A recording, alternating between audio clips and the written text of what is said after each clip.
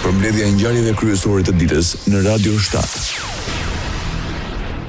Presidenti e Maqedonisë së Veriut është kundër zbatimit parimit të Badenterit në gjykatën kushtetuese. Në një intervistë televizive, presidentja Gordana Silenovska-Davkova tha se shumica e Badenterit është për politikën dhe asnjëherë në gjyqësor nuk mund të ketë shumicë tjetër përveç asaj të numrit të përgjithshëm të gjyqtarëve. Lidhur me çështjen e formulimit kushtetues për përdorimin e gjuhëve, Davkova tha se 20% nuk u përket vetëm shqiptarëve, por në nivel lokal edhe bashkësive të tjera. Ndërkohë që për kërkesën e studentëve për provimin e jurisprudencës në gjuhën shqipe, kreu i shtetit rënditi edhe një herë veten kundër këtij propozimi.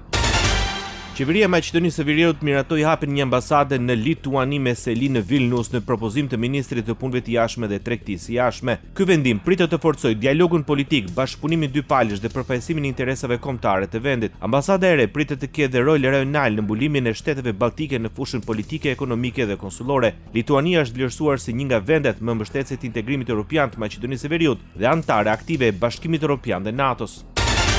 Ligji për arsimin e lartë në Maqedoninë e Veriut vijon të mbetet në diskutim në Këshillin e Ministrave. Zëvendës kryeministri i parë Bekim Sali deklaroi se versioni i përpunuar i propozim ligjit për arsimin e lartë, pasi kaloi dhe filtrin e dytë në sistemin elektronik ENER, ende është në procedurë qeveritare. Sipas tij janë bërë disa ndryshime për të qenë i përshtatshëm për të gjithë. Deklaratat e zëvendës kryeministrit erdhën në panelin e diskutimit të organizuar në Universitetin Nën Tereza me temë konsolidimi institucional dhe legjislacioni i arsimit të lartë. Rajoni. Komisioneri i Bashkimit Evropian për zgjerimi kërkon nga klasa politike në Kosovë të gjejë zgjidhje për stabilitet institucional. Pas takimit me ushtruesin e detyrës së presidentes Albulena Xhiu dhe kryeministri Albin Kurti në Prishtinë, Marta Kos paralajmëroi se viti 2026 mund të jetë viti i Kosovës në raport me rrugtimin drejt të Bashkimit Evropian. My very clear call on this trip is also to ask all political Qira ime është shumë e qartë në këtë udhtim, është gjithashtu të kërkoj të gjithë aktorëve politik këtu që të gjejnë një mënyrë për të rikthyer stabilitetin në administratën publike në Kosovë. Do të ishte mirë që të keni funksionim stabil institucional dhe si të shihni në Bruksel viti 2026 mund të jetë viti i Kosovës, nëse do ta bëni këtë edhe një herë. Dhe i kam premtuar zotit Kurti që sapo të keni të gjitha institucionet pas zgjedhjeve do të kthehen dhe atëherë do të diskutojmë shumë tema të rëndësishme për Kosovën, por dhe të rëndësishme për Bashkimin Evropian. And then we will discuss many topics important for Kosovo but also important for the European Union. Sfida sipas Marta Kos qëndron në krijimin e institucioneve të qëndrueshme. But many important reforms have been stagnating because of renewed elections, and Kosovo needs to urgently catch up on EU-related priorities. For this, Kosovo needs stable institutions and effective governance. Shumë reforma të rëndësishme kanë ngecur për shkak të zgjedhjeve dhe natyrisht duhet urgjentisht të arrihet progres në detyrimet lidhur me Bashkimin Evropian. Kjo natyrisht mbetet me institucionet dhe zbulimin e krimeve, tha Marta Kos. Komisioneri e Bashkimit Evropian për zgjerimin foli dhe për heqjen e masave të Bashkimit Evropian dhe Kosovës dhe fondet që janë vënë në dispozicion për vendin. Kryeministri në detyrë Albin Kurti pas takimit me Komisioneren Europiane për zgjerimin Marta Kos kërkoi avancimin e aplikimit Kosovës për fitimin e statusit kandidat për integrim në Bashkimin Evropian. Me Komisioneren Marta Kos kemi ngritur edhe çështjen e statusit kandidat dhe të hapjes së negociatave. Janë bërë mbi 40 muaj që kur kemi aplikuar dhe momenti i ripërtrir i zgjerimit nga ana e Bashkimit Evropian duhet të rezultojë me avancimin e merituar të Kosovës. Ai tha se vakumi që po lë Bashkimi Evropian po kish përdoret nga Serbia nëpërmjet sulmeve. Zgjerimi është mjeti më i suksesshëm i politikës së jashtme të Bashkimit Evropian. Vakumi që lën Bashkimi Evropian po synohet që të mbushet nga aktorë të tjerë dashakçi, të cilët i minojnë vlerat e Bashkimit Evropian dhe rrezikojnë sigurinë tonë të përbashkët. Prandaj është përgjegjësia e gjithë neve që Kosova të avancojë në procesin e integrimit. Kurti tha se Kosova ka shënuar progres në nivel të moderuar të përgatitjes në 5 kapituj dhe nivel të caktuar të përgatitjes në 8 kapituj të tjerë. Në vitet e fundit, Kosova ka avancuar në përgatitje në shumë kapituj. Kemi shënuar progres në nivel të moderuar të përgatitjes në 5 kapituj dhe në nivel të caktuar të përgatitjes në 8 kapituj të tjerë. Po ashtu nga progresi i kufizuar në progres të theksuar kemi kaluar në 18 kapituj dhe nga progresi i theksuar në progres të mirë në 5 kapituj të tjerë. Pra kemi përparim të vazhdueshëm dhe të qëndrueshëm. Kurti vlerësoi se Serbia gjithashtu po vazhdon të mbajë të bllokuar marrëveshjen për njohjen e diplomave, e cila është në përputhje të plotë me standardet dhe me direktivat e Bashkimit Evropian, dhe në anën tjetër Bosnia dhe Hercegovina nuk po heq vizat me Kosovën. Ministri në detyrë ekonomisë Ertan Rizvanolli paralajmëroi se Kosova rrezikon të humbasë miliona euro si pasojë mosmiratimit të ligjeve për energjinë. Sipas saj, votimi kundër mocioneve në kuvend ishte vendim me inate politike dhe se dëmi që u shkaktohet qytetarëve është i madh. Rreth 9.4 milion që rrezikojmë t'i humbim si rrjedhoj e mosmiratimit të dy ligjeve për energjinë që i kishim në kuvend, ligjin për energjinë elektrike dhe ligjin për energjinë.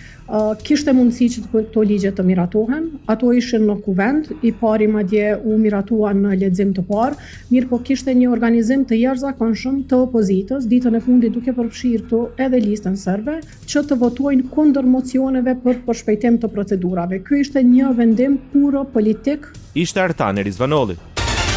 Kryeministri në detyrë Albin Kurti mbledh Këshillin e Ministrave dhe premton rritje të shtesave për fëmijët dhe nënat leone.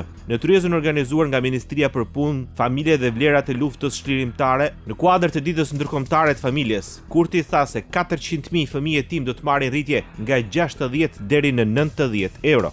Për herë të parë në Republikën e Kosovës kemi nisur me aplikimin e shtesave nga të cilët kanë përfituar mbi 400.000 fëmijë.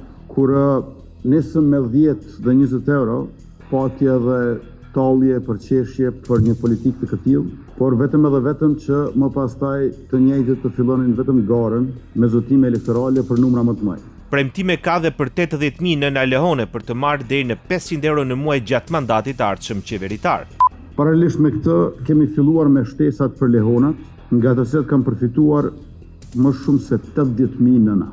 Njësoj sikurse për fëmijët, edhe këto i patëm gjetur zero. Nisëm me 107 euro në muaj, aktualisht janë 325.9 euro. Ministri në detyrë i punës, familjes dhe vlerave të luftës çlirimtare, Andin Hoti tha se familja ka qenë gjithmonë shtylla kryesore e qëndrueshmërisë shoqërore dhe kombëtare në Kosovë. Egoja në politikë të fundos është apeli i presidentit Kosovës Hashim Thaçi ndaj politikanëve përpara zgjedhjeve të parakohshme parlamentare. Nga ambientet e para burgimit në akt, Thaçi kujtoi rrugtimin e tij politik, se në disa raste është tërhequr nga pozita të larta për arsye politike dhe institucionale. Në politik, jo rrallë, një hap prapa të hap shtigje të reja, por dhe mund të fundos, varet se si e menaxhon tërheqjen dhe për çfarë motivi ndërton rikthimin, apelon Hashim Thaçi. Ministri për Komunitete dhe Kthim në Kosovë, Nenad Rashić, akuzoi listën serbe për shtypje sistematike dhe masive të serbëve në Kosovë përpara zgjedhjeve të ardhshme. Në mbledhjen e Këshillit të Ministrave, ai pretendoi se po ushtrohet presion përmes institucioneve, kërcënime për shkarkim nga puna dhe friksim të punojësve në institucionet serbe. Duke folur në mbledhjen e qeverisë, Rashić tha se që nga momenti ku 13 vjet më parë, lista serbe mbërriti zyrtarisht në skenën politike të Kosovës, ai nuk priste asgjë demokratike dhe të mirë nga ana tyre, por se sipas tij metodat e presionit janë gjithnjë më mizore dhe brutale në çdo zgjedhje. Komisioni Qendror i Zgjedhjeve në Kosovë mori vendimin për certifikimin e 4 prej 5 subjekteve të reja politike për zgjedhjet e parakohshme për Kuvendin e Republikës Kosovës, të cilat kanë aplikuar për certifikim për pjesëmarrje në zgjedhje gjatë periudhës 2 maj deri në 10 maj 2026. Besnik Buzhala, drejtori i Zyrës për Regjistrim, Certifikim dhe Kontrollin Financiar të subjekteve politike, tha se ka certifikuar 3 koalicionet politike, njëra prej tyre është Lëvizja Vetëvendosje. Koalicioni i dytë është me emrin Koalicia Vakat dhe i treti është Koalicioni Ashkalit e Bashkuar. Në listë është dhe kandidati i pavarur Esmir Kasi. Atëherë me 10 vota për miratohet rekomandimi, ashtu që Lëvizja Vetëvendosje, Koalicia Vakat, Ashkalit e Bashkuar dhe Esmir Kasi certifikohen për zgjedhjet që do të mbahen me 7 qershor. Apeli i KQZ-s është i refuzohet certifikimi nismës qytetare Zloznin Pobedzuema, pasi ky subjekt nuk ka arritur të përmbush kriteret. Radio 7, zëri pozitiv i qytetit. Forcimi besimit të publikut tek sistemi i drejtësisë dhe në ruajtjen e standardeve të larta në vendimarrje është thirrje e delegacionit të Bashkimit Evropian në Tiranë gjatë vizitës në godinë e gjykatës posaçme kundër korrupsionit dhe krimit të organizuar. Sipas zyrës së Bashkimit Evropian, ambasadori BE-s theksoi gjithashtu se përmirësimi i standardeve të infrastrukturës gjyqësore duhet të mbetet prioritet në të gjithë Shqipërinë për të garantuar siguri, transparencë dhe akses në drejtësi. Kryeministri Edi Rama udhëton drejt Estonisë dhe vlerëson transformimin digjital dhe zhvillimin e inteligjencës artificiale. Kreu i qeverisë shqiptare vlerësoi bashkëpunimin midis dy vendeve veçanërisht në fushën e arsimit dhe teknologjisë. Sipas Ramës, Shqipëria po synon të ndjek modelin estonez, duke theksuar se 95% e shërbimeve publike ofrohen online. Është apërmendsh që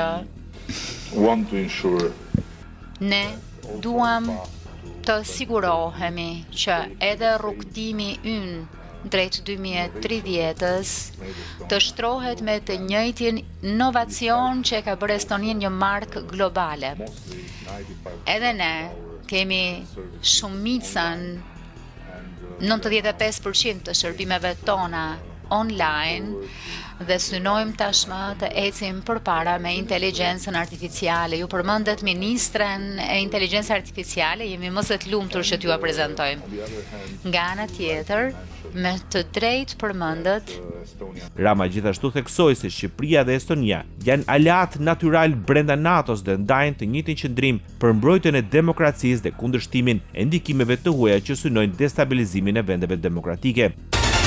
Kryeministri i Republikës së Estonisë, Kristen Mihajl, vlerësoi Shqipërinë si një aleate të rëndësishme të shprehur mbështetjen e Estonisë për anëtarësimin e Shqipërisë në Bashkimin Evropian. Gjatë një deklarate të përbashkët për mediat nga Estonia me kryeministrin Edi Rama, Mihajl theksoi gjithashtu bashkëpunimin e dy vendeve si aleate të NATO-s. Kryeministri estonez deklaroi se dy vendet ndahen nga një distancë prej më shumë se 2000 kilometrash, por ndajnë të njëjtin vizion për sigurinë europiane.